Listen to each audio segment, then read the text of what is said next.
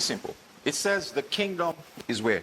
Within you. It says the kingdom does not come by observation. That's what it says. Yeah. So you not say, oh, over there, that's where it is. The kingdom is within. So that means that if I want to experience the kingdom, I go in. I shift my attention within. Do you know it says in scripture that the wise man's eyes are in his head? The foolish man's eyes, and eyes doesn't mean physical eyes, obviously. Attention is on the ends of the earth. So it is wisdom to go in. That's what these guys, ancient traditions understood this. And I was telling you that if we really want to understand where we are, as a human civilization, we should study history. We should look at ancient traditions. How did we get to where we are today, right? So you talked about these guys going to the east. The temples, the mountains, yes. Right. And what do they do there? Are they going there to listen to someone externally? No. They are going there to do what? Go in, to receive inspiration. Some of the greatest inventors, they knew this. They understood that there was a realm on the inside that had a lot of wisdom. Like I said, there is nothing that you are seeking for that doesn't already exist. It's already in existence. We just need to tap into what already is. The question is, how do you tap into what already is? Sometimes I ask people, for instance, when was the internet invented? Who say, oh, maybe the late 90s or something like that. That's when it was invented. And I say to them, no, that's not when it was invented. That's when it was discovered. The internet had always been in existence, but we just uncovered what was covered. It was there. I mean, AI has always been around. It's always been around, but we are just hacking into what already is. Crude oil was around, had always been around. In fact, crude oil was regarded as toxin to agriculture. So we regarded it as waste, as toxin, until we uncovered what was covered. And now, God knows how many billions or trillions of dollars the crude oil industry is worth.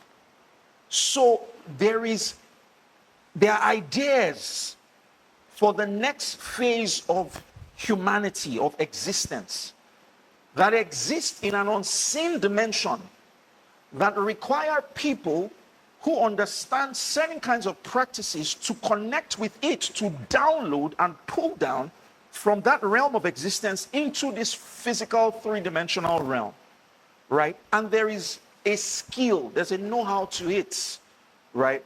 So have you not noticed, and sometimes we're always having small bursts of inspiration, but when something happens repeatedly, it's not a fluke, it's a law. That's what people need to know. When something happens repeatedly and often, you should recognize that for it to keep happening, then there must be something here that we need to hack. Why is it that you receive inspiration when you're having a shower? Why? Why is it that bursts of inspiration and ideas come when you're in the bathroom? Or why is it that when you pray in tongues for long hours, your mind is still, ideas come? And something happens. You connect. And you receive science. There is a science to it. But guess what? We are so used to mystifying what we don't understand. So rather than hack to uncover the science, which is what I've spent years trying to get, we will mystify it and say, don't go there, that woo-woo thing that people from the East do. It's not for us.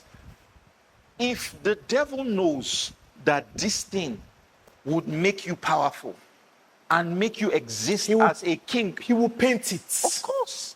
He would ensure that he causes you to mystify that thing so that you will not understand it. Right now, science is beginning to uncover some of these mystical things. Science is demystifying the mystical. That's really what it is. Quantum physics is beginning to break down some things that we thought were so mystical. And now there are scientific laws that are beginning to uncover those things. And that's why, for me, it's the balance between science and spirituality, because I don't see the difference. I see that they are an all alignment. pointing in one direction. Scientists may be wrong, but science isn't. Scientists may come out with the wrong postulations, but who puts these laws in place? Who put the law of gravity there? Who put the law of thermodynamics there? Who put the laws of energy conservation, all that? Who put those laws there? The laws of vibration. Who put them there? God, of course, put them there. When God said, let there be light, we think, and like I said, the image you have in your mind is what determines what your own reality is. We think it was up NEPA. Move. Light is a spectrum. God was creating the electromagnetic spectrum which runs this world, right? And if you don't understand that, there are certain things that you can't uncover. So to answer your question, the point is, we have to understand the importance of stillness, of quietness, of shifting the attention within. Because the way up is in. We think that heaven is solely, and let's not go there, a geographical location above, but heaven is within you also. There is a dimension of heaven you can experience when you go in. And the way to access that realm of infinite possibilities and information is when you are able to reduce the volume of all the noise in this external world so that you can pay attention to the still small voice within you. How can you hear a still small voice in a cacophony of noise? Most people, if we were to assess their internal environment, it's very noisy. Very, very noisy. The inner dialogue is just random chatters. How can you receive inspiration when you have not practiced being centered? When you don't know how to recalibrate and come back to balance and a state of homeostasis? Jesus knew this. It says it was a routine. It says as it was customary to Jesus. What is a custom? A custom is a routine, a tradition. Without fail, what did he do? He withdrew into the wilderness. It was something he did away from all the external stimulus, away from all the noise, to be able to recenter. And whenever he came back with bursts of inspiration. He came back doing something that astounded people, right? And that's what we need. That's what we need, to be able to recognize that prayer is not solely our verbalization. Prayer is also the status of the kingdom within you. In Aramaic, it says that prayer means trapping God's presence. Wow. Creating spaces. Wow. To trap God's presence. Wow. Wow. It means trap God, like open up your hearts for God's presence. Now, in this context, a lot of people are taught about times and seasons. And some people think they have lost their time. Some people have actually lost time. They didn't pay attention. They didn't discern it. It's a thing. Yeah. I want you to talk about times and seasons and restoration. Because I know that God is also restorating. Since he lives in eternity, he can so talk about restoration and times and seasons. I love that. You know, like I said earlier on, God is not mocked. He's not shocked. Nothing that you do surprises him. He has made, there are provisions available. You may miss an opportunity, but God is not, it's like Google Map. You know, you miss a turn, the voice doesn't say, redirect. You know, it recalibrates. and finds another route for you. The mistake we make is that in our consciousness, we have condemned ourselves. And that consciousness is what is creative. So when someone... It's creative. Yes. So when someone makes a mistake, right, and lives in the judgment of themselves, and lives in a status of guilt, lives in a lower vibrational state because of what they've done, not recognizing that even in scripture it says, let us now come boldly to the throne of grace that we may obtain what? Mercy. And why would you come to obtain mercy if you had not fallen short of it? So it means that when you are falling short of it, it still says, let us come. so the boldly. prerequisite is boldness, Is boldness. energy. Of course, a consciousness that you have a father who is gracious towards you, who is loving and kind towards you. That consciousness of worthiness, right? Righteousness, that you are still worthy, right? Not taking for granted his love and his grace, no, but recognizing that you are still a son. That consciousness is creative. But when you live in the consciousness of the guilt, you are then stuck in time. You are stuck in that position and that experience. But what liberates you is recognizing that you are free. That he, she, that the Son of Man has set free Is free. is free. So restoration would always happen to a liberal soul, to a free soul. Precisely. Precisely. And what I'm saying is that we need to be mindful of God's love. God's love is the universal constant. It's the universal constant. So speak about trauma. Because there's a guy called Gabo Mate. Yeah. I follow him. Yeah. And I deduced from him. So we'll talk about trauma when we come back from the final break. But I'll start it now. He says that trauma at the effects of the bad things that happen to you and the good things that happen for you. So the bad things that happen to you, all the bad things can make you stop trusting God. And the good things that happen for you, you pray to God, but he didn't answer you. You fasted, Bankole, but he didn't answer you. How do you handle those things and still come back boldly, Bankole? He didn't answer you. Your mom died. Your auntie died of cancer. Let's be real. How do you handle these things? Why should you be bold again? Beautiful. Do you want me to answer it now? Please answer it. First of all, I must say this, and this is very important.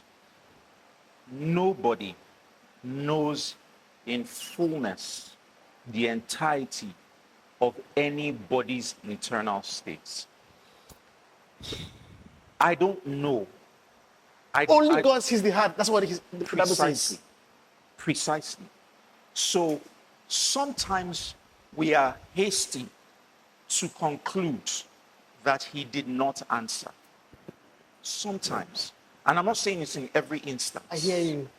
I'm not saying it's in every instance. I have seen instances, and this is first, this is not all the dimensions. This is one dimension. I have seen instances where people have said, Bankole, I was in faith. I have believed. I did the affirmations, but it is not working. And what they don't realize is in saying it to me that it is not working, they just affirmed. That is an affirmation that counters whatever it is that they've been doing, right? So I do not know in entirety. Your words may say something, but God is the one that knows the status of one's heart, right? That is the truth.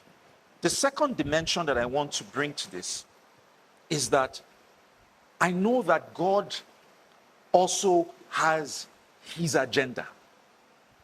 And there are ways he sees things. There are bigger assignments. There are bigger things from his agenda that he intends to do. And that's why I believe it is important to inquire as to his agenda.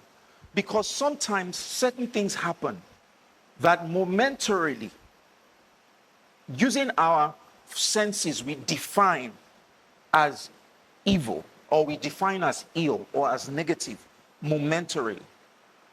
But in the process of time, I have also seen where people look back and they look at that situation with gratitude. I have a friend who was healed of stage 4 cancer. And I'm not joking.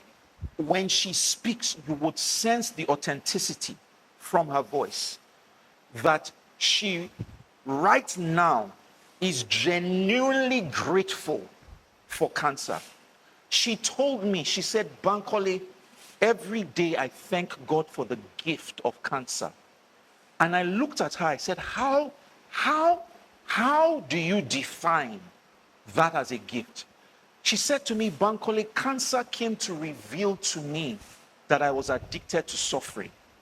I didn't know. She had lived all her life that way, alienating herself from elevated states of being, alienating herself from, living heaven on earth. And it was that experience that was the wake-up call for her, that was her own awakening. And today she lives in gratitude towards it. So the truth is, sometimes momentarily, we look at a situation and then we assess it using the lenses of the physical, stamp on it.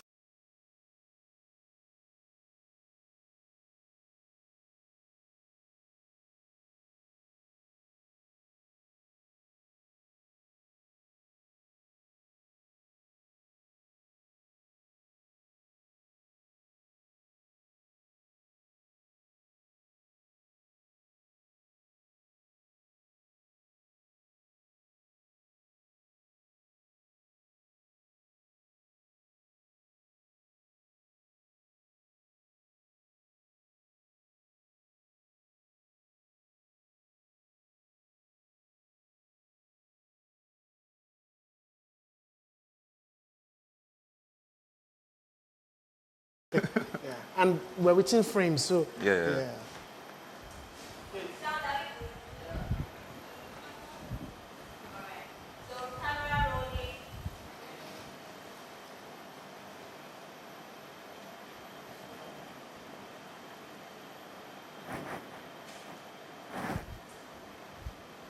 That's true. So 3, 2, 1, let's go. and we're back to full current. Can you make some of this time now, son? Good. Now, in the first 20 minutes, we spoke about how God lives in eternity, not in our realm. And that part just blew my mind, how he has every possible answer for every possible choice we make. Yep. And then you spoke about how it was a consciousness issue with Adam. Adam, where you wasn't about location, it was a consciousness. Yep. But then let's not go to fear. What did fear do to us? Where did fear come from? What is fear? There's an interesting acronym. Fear being false evidence appearing real, right? So it's usually not real. More often than not, the problem is not the problem. The problem is the imaging of the problem. The problem is what you are seeing, what is being created. And that's the weapon of the enemy, right? To create an image in your mind that exaggerates the situation or that makes you relegate your personal power to the background. So you feel like the situation that you are being faced with is greater than the power that you possess within. And by so doing, shifting your attention to the exaggerated image of that thing, you have lost your power. So that's the strategy. When I see, for instance, I'm very, very practical in the way when I read scriptures, I like to play them out in real time. I like to, if I can't practice it, do you understand? In this language, then it's not relevant. So when I see arrows that fly by noonday, for instance, some of us when we read scriptures, we actually literally in our imagination, because let me tell you, the picture in your mind is the experience that you will have, right? So when you say something, the image that it creates is your understanding of that thing, which ultimately impacts on your experience. So when people think of warfare, for instance, they imagine, and that's the image they see, angels and demons with swords and, fighting and all of that, right? So when you see, for instance, arrows that fly by noonday, some people actually imagine literal arrows, right? A lot of these things, to me, are metaphoric, right? Or figurative. Arrows that fly by noonday, to me, are thoughts. They are thoughts that are being injected in your spirit or in your soul, right? To contradict what it is that you're believing for. So you pray for something, you have a good time, and just trusted God that he's, for a particular thing, he's done it. And as you come out of that space, something contrary to what it is that you believe for happens. And in that moment, an arrow is fired. A thought is injected. See, you call yourself a Christian. and this kind of thing is happening to you. And these thoughts are alive. Of course. They can hold you. Of course. The weapons of our warfare, they are not carnal. So what does that mean? It means it cannot be a physical arrow. It's not carnal. But they are mighty through God, to doing what? Pulling down what? Thoughts, strongholds, imaginations. There are things that we think. That is the realm that we need to begin to pay attention to. But most people are mindless. I'm telling you, and I know this because I interact with people and I see how mindless people are of the kingdom within. Mindless of what's going on inside, right? They will have the words, but I am telling you, the meditations of their hearts are not in alignment. Small wonder, David would say, let the words of my mouth and the meditation of my internal government. Do you understand? Be in alignment. Because a lot of people are out of alignment. They have the trappings of Christianese. They say all the right words. But what would really affirm that you are in faith is the status of the world within. Will there be absolute stillness and calm when there is a storm on the outside? Right? That is proof that you've been able to convert, what's going on the inside. So, to answer your question, right? So that's really what fear is. It's the battle that goes on within. It's the injection of contradictions by the enemy, right? To cause you to forget who you are. Because he knows that if you know who you are, right, he's finished. But if you lose your identity, then he has gotten you. So is the born again experience an awakening of who you are? Yes, that's my personal belief. An awakening to the God that resides on the inside. And the awakening that causes the consciousness of the godness that you possess, right? That causes you to shift your attention from the external and shifting the spotlights and the attention to the internal. Why is this critical? It's a universal law.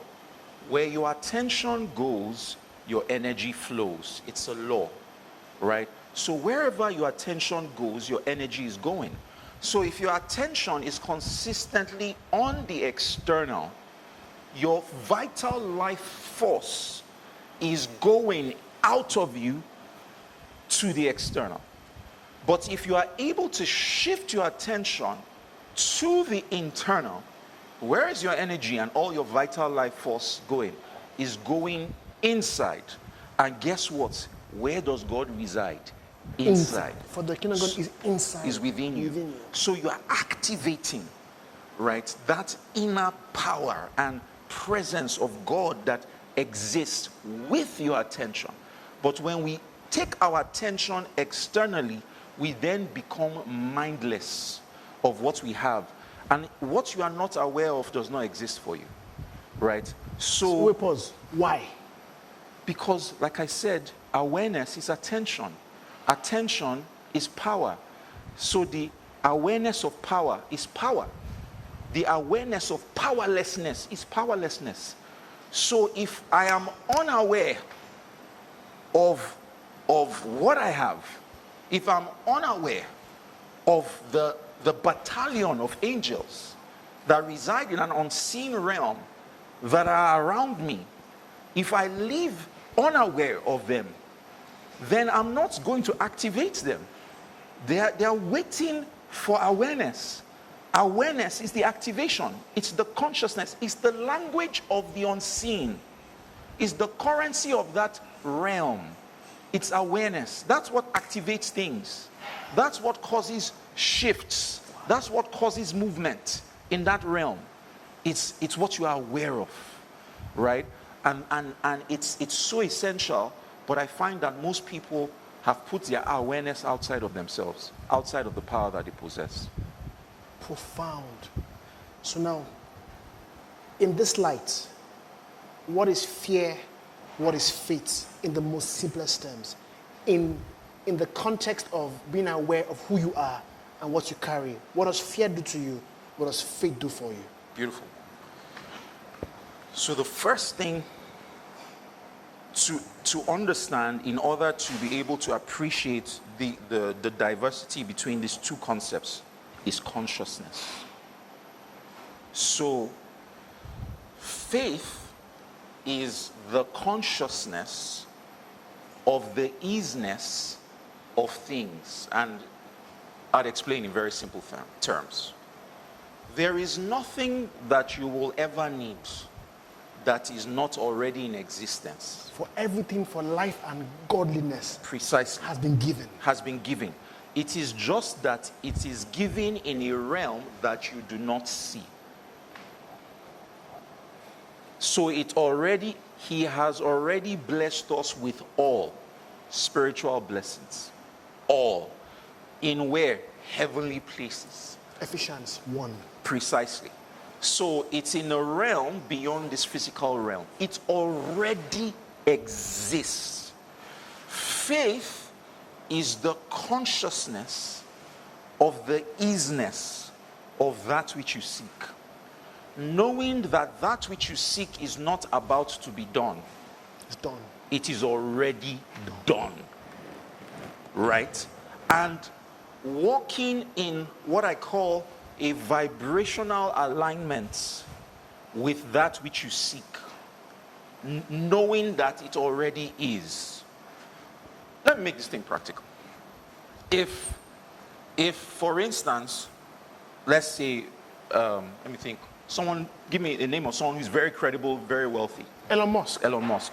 If Elon Musk writes you an email and tells you that that contract which you are seeking has been approved of $1 million, right? Please come over to my office and pick up a check for that amount of money.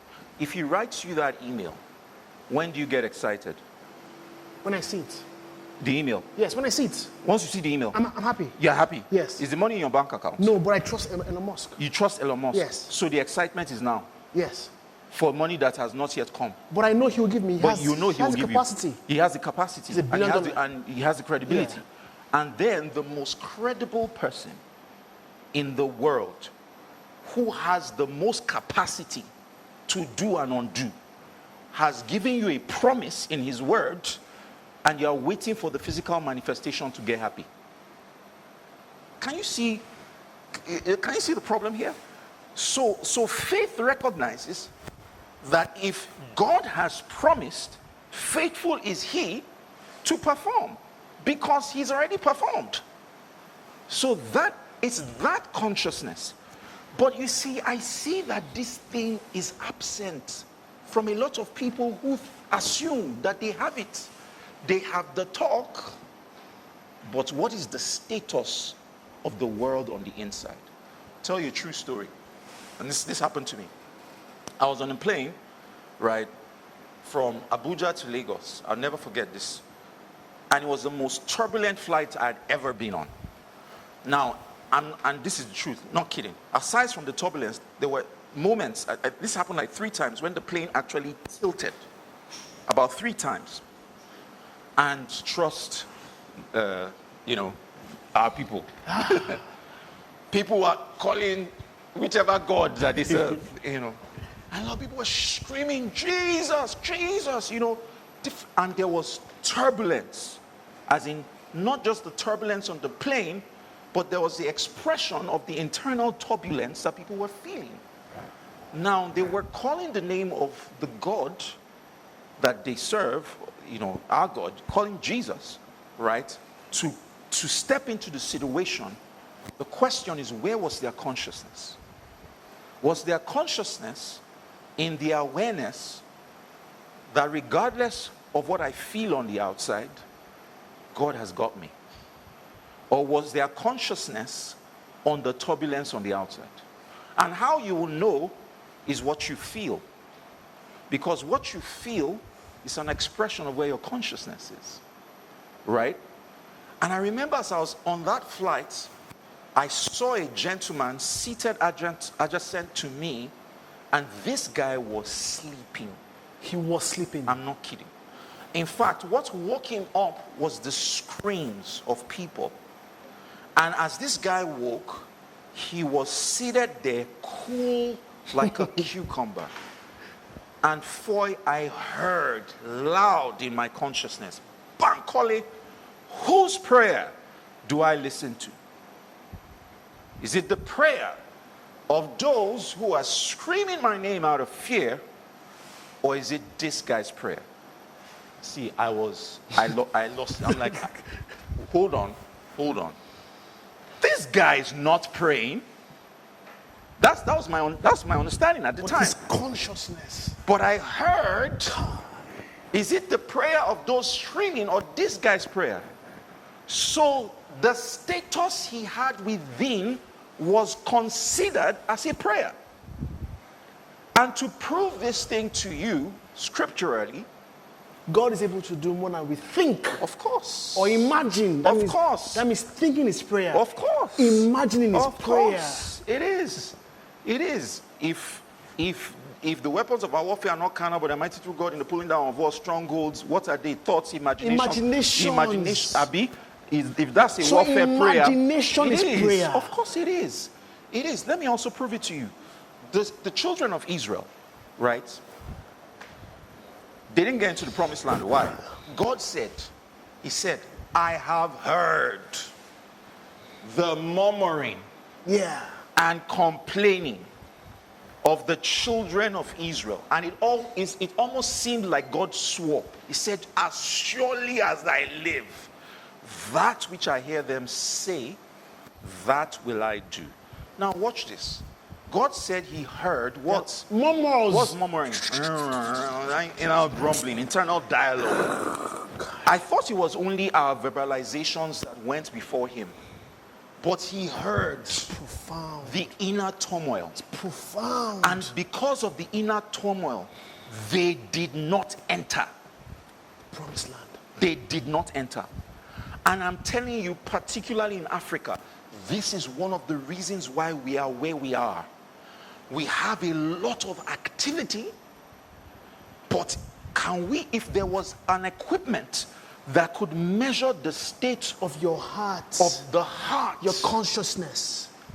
Is it full of fear? Or is it full of faith? precisely. And And it says, by the way, without faith, you cannot please God.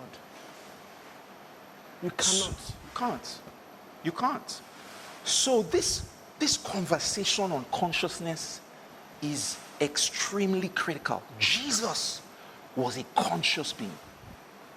Jesus, he knew who He was. He carried that presence anywhere He went. He was conscious. Do you know what it says? Sometimes when I read the scriptures, I'm like, do people read this thing the way I read it? It says, let this mind be in you that was in Christ, who considered it not robbery to be equal with God. Can you imagine how he carried himself, knowing that, hey. Paul said, reckon. That means do reconciliation, do accounting that you are like God. Reckon, like you have to. It's consciousness. That's what it is.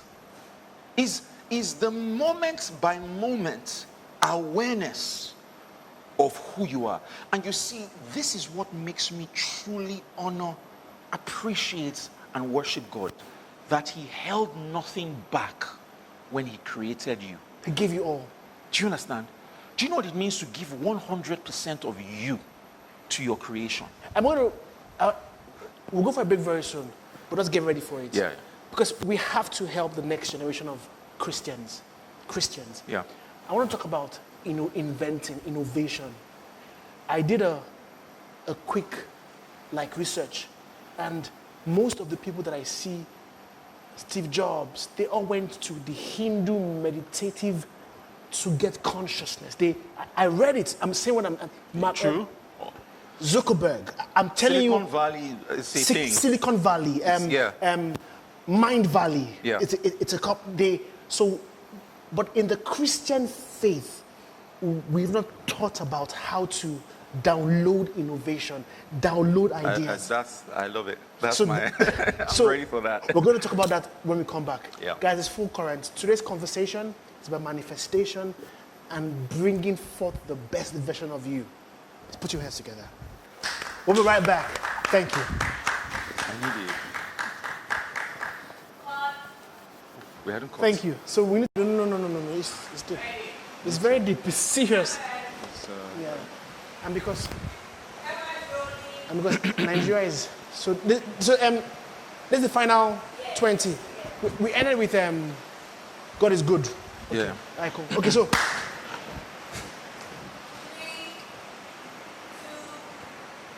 1, action. and we're back to full correct. No behalf current. I'm waiting. Now full current. Correct. Now, the last bit of this conversation we had now, because that is, you know what happened with Peter when he said, cast your net again. And Peter said, Master, I have toiled all night. There's something you said that I want us to just quickly unpack before we have some final thoughts. You said it is very important that we align to his divine purpose. Are you saying that God can put his foot down, not against me, to achieve his own purpose? He can. Why? You see, Yeah. when you think of kingdom, Yeah. King, it means king's domain. if you live in, and I think I learned this from Miles Monroe, if you live in a democratic society, you may not understand kingdom. Because democracy is the government of the people, for the people, but right? Kingdom is different. Kingdom is, like you said, the king and his domain. And So it's not voting, no voting. no. This is a colony. No democracy. This is like the British came to Africa, came to Nigeria, And colonized. and the colony was such that it had a culture. And you colonize by institutionalizing your culture. Through policies, through Precisely. yeah, Education. That is kingdom. That's why it took me a few years to realize that in most homes in the UK, you wouldn't see air conditioners there. In an average home in the UK. Now that you probably start seeing, you would see a heater. And that's because it's predominantly cold. Even sometimes in summer, it's okay, well, summer is hot, but other seasons apart from winter. It's not dry it's heat, yeah. yeah. And they take tea. It makes sense to take tea there. But we take tea in Africa, in the tropics. Because of our colonization. Precisely. You We wear wear suits. Exactly. It's a culture that has been now, when we think of, God and his kingdom, we have to have that way of thinking, that there is a culture from which we came from because we existed before this we'll talk about that later. Right? Because think about it. God said before I knew you. If I formed you, I knew you. So Yeah. if he knew you, yeah, I hear you. do you understand? Fully aligned. Yeah. There's a culture from the kingdom that you came here with. And the point is, the work is to bring the kingdom of heaven here on earth. Right? And that's what we need to inquire about. That's what we need to ask questions about.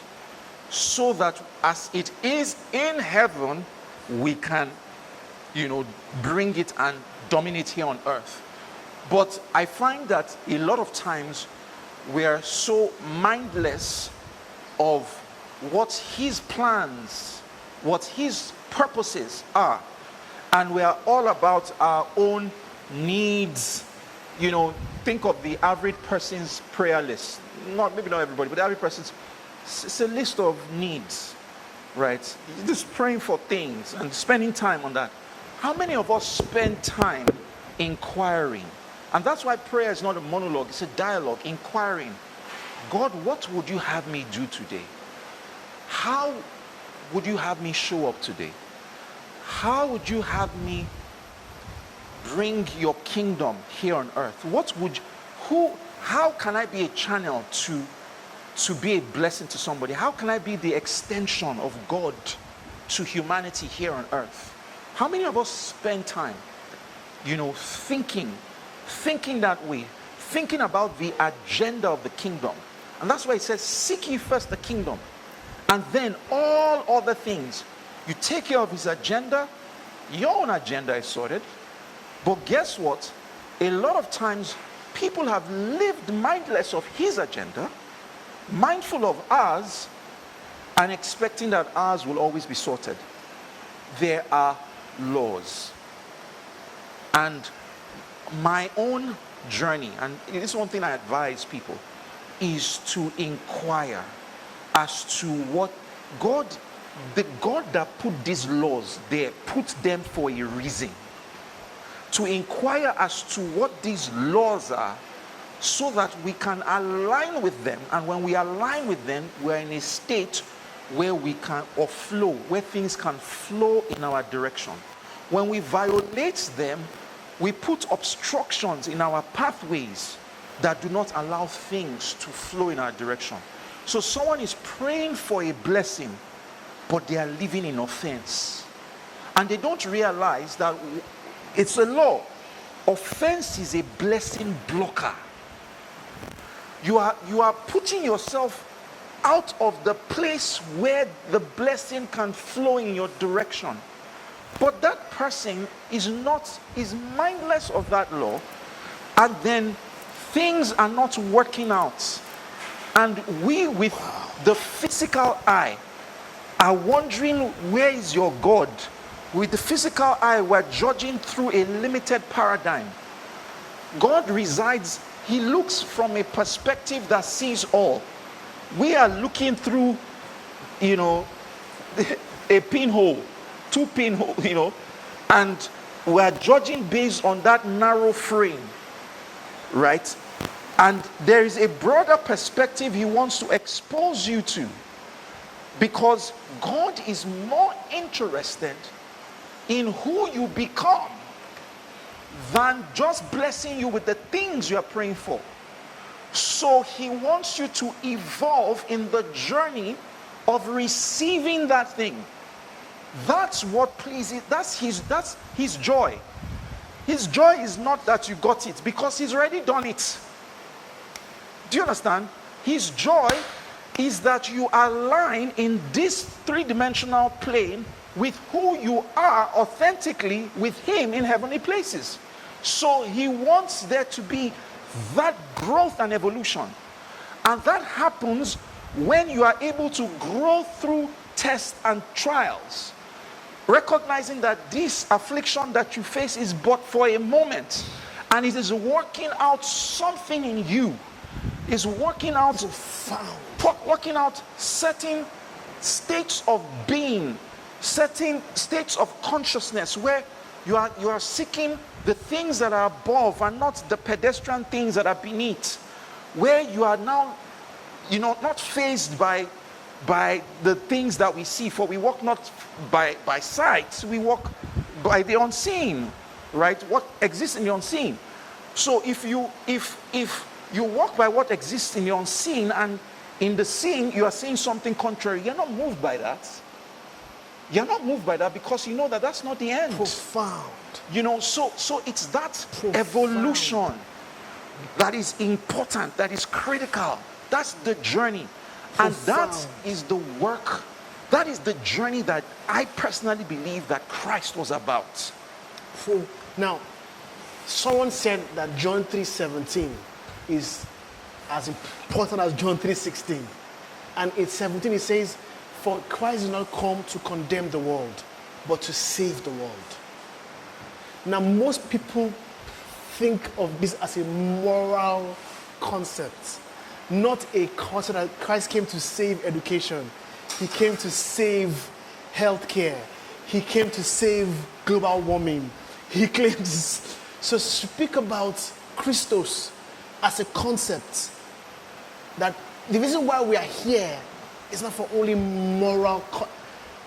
the Holy Spirit is not for only a moral conversation, but his power is to save earth. Because of you, we will save marriage. We will save low self-esteem. We will save speak about that. So what's the commission? Go ye into the world. Yeah. And make disciples of all nations. What does that mean? It means go and start churches everywhere. Don't start. I'm sorry. What is that? The word to disciple nations it's the same word for discipline. And I'd ask you, what's your discipline? Media and healthcare. Precise, media and healthcare. Go and into all of these nations, into media, into healthcare, into banking and finance, fashion, family, and be the standard. That's it.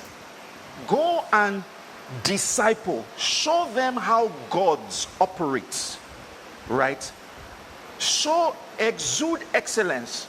Connect with the kingdom within and download inspiration, insights, ideas, innovations that would lead to the upgrading of these, different disciplines and systems.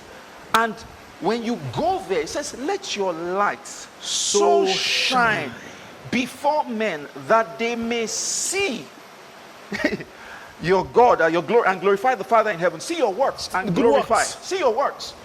Now watch this. It says that they will see your works. You did not say that they saw your works and then they glorified God. So there is the quality that you bring with your work. There is the energy and the spirit that you carry that will cause them to say this has to be of the sovereign God and give glory to him. Example, Nebuchadnezzar and Daniel. He said, he glorified God. He said, who told you? He said, let us worship your God. Do you understand? There was something. Yeah. So it's like result is the key for man. It's like man likes results. I've noticed. Yeah. Bankole. But guess what? So for me, it's not just results in isolation. It's results. It's the spirit that you carry. Yeah. There is the journey of the result, the excellence in the results, the energy in the results, precisely. The reason for the results. Precisely. There is a spirit that you carry. There's a presence that you walk in with that makes people gravitate towards you. If this is a dark room and we shine light in that direction, everybody's going to gravitate in that direction. You don't need to say much, right? There is the aura around you. There is the light that you are. A city setup, it cannot be hidden. There is a light, and I see, I see people trying to do too much of the talking, that this is who I am, this is who this is who I am. No. By your fruits, we will know who and whose you are. Right? By your fruits, by not just the quality of the work, but the grace on top of the work. There is work that is produced, and you can tell that the energy that produced this was stress. There is work that is produced, and you can tell that there is grace. There is grace upon this work. There's something that I want you to tie to this conversation. You spoke about a friend of yours who said that she was attached to suffering. The cancer lady. Yes. Can you be a Christian and still have this mindset? Oh, most definitely. There are so many, and it's not just limited to Christianity. There's so many people in different religions who are living by suffering, living by stress, and they do not know it. They are mindless of this. Mindless is such a... You use mindless 10 times. But is mindless... will it be punished to be mindless? Oh yeah, definitely. But they're ignorant. But you will see, it says in scripture that I have rejected them because they have rejected knowledge. He said it. Yes, it's in scriptures. My people perish. Why? Because it is because of the lack of Daniel knowledge. 2:21 says that he gives knowledge to those of understanding. So if you don't have an inquiring, a curious mind, he will give you knowledge. Which is why you cannot be closed-minded. And that's why this is my slight challenge with some religious folk. You can't tell me this is how it forever is. You can't say that. Do you know how vast our God is? We all know in parts. Every dimension is just uncovering a layer. There are still layers of God that are yet to be uncovered. You can't tell me you know it all. Nobody is a sole repository of knowledge. So you can't say this is how it has always been and we'll just leave it like that. If you are not open to learning, you'll be alienated from knowledge. If you are alienated from knowledge, you are alienated from life. And that is the basis of religion. Religion is our rules and regulations that have been stipulated to keep you bounded. You can't put God in a box, man. You can't. You can't. He's bigger than the box. God is not in eternity. Eternity is in God. So can you imagine how vast? How vast? We must be open to inquire. At least to inquire. To ask questions, to find out. It took me traveling to different parts of the world to realize how myopic I had been. Exposure will expose you. That's why it came. Instagram, TikTok is God's chance to open up humanity. Exactly. To other cultures, to other things that are happening in other parts of the world. Do you know miracles don't only happen in church? For the longest time, I thought that it was only within the four walls of a church that you see that happen. Miracles happen. They happen there are different places around the world that it happen. It does. But your mindset, by virtue of your exposure and your context is that this is the only way it works. I remember telling somebody I was, somewhere at an event in Mexico, and different kinds of people were, different people were getting healed. The person was like, was it a church? I said, no, it's not a church. Then it must be demonic. And I'm like, hello? Are you kidding? Oh yeah, most definitely. And I understand this thing because there is a pathway that God himself has instituted for humanity to be able to have these kinds of experiences. The human body was created to heal itself. I'm ask God why he did it that way. That is the design. But if you live in the absence of that consciousness, it doesn't exist for you. It doesn't exist for you. It's the way, it is the greatest pharmacy ever invented. Human body. Oh, most definitely. The human body is sophisticated technology. The human body. And I can break this thing down. Can you imagine what the sophistication of the Sultan of Brunei's temple will be? Brilliant. Brilliant. Yeah? And then the creator of the universe has chosen you as his home. Woo, I get it. The temple. And you will not be soft. The body is the it's not just a temple, it's a template. This body. Do you know that there are people who, and it's happened, these studies have been done several times. There's something called the placebo effect, where people are given sugar pills, but they think that it's a drug. Belief. And then they are told, oh, this is a drug that's going to cure this particular ailment. And they believe. And they believe, but it's a sugar pill. And the body responds. Let me tell you what that means scientifically. What that means. It means, and this is real, the body manufactured the same pharmacy of chemicals contained in the drug.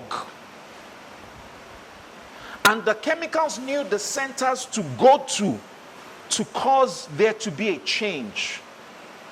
This human body, what it has the capacity to do, a lot of our experiences are as a result of our beliefs and as a result of the things that we have stored in our bodies that ultimately manifest as disease. And if we know how to resolve those issues, we can deal with the disease. Bankole Williams, this is where we have to have another conversation about belief. We have to. But thanks for coming on Full Current. Yeah. It was a full conversation. And the idea, guys, is to maximize who you are on earth. You were placed here for a purpose, for a time, for a season. And it's very key to maximize it. We celebrate Davido, our brother, and some of them have just found out who they were. True. And that is it. True. Once you can find who you are, you're unstoppable. you're unstoppable. Yeah. Thank you so much for coming. Thank you Let's for having me. It's Full Current. See you next Sunday. Thank you. Thank you, thank you, thank you, thank you. Thank you, sir. Had a Thank great you. time, man. Thank you, Yeah. thank you, thank you, thank you. Okay. Wow. Let's take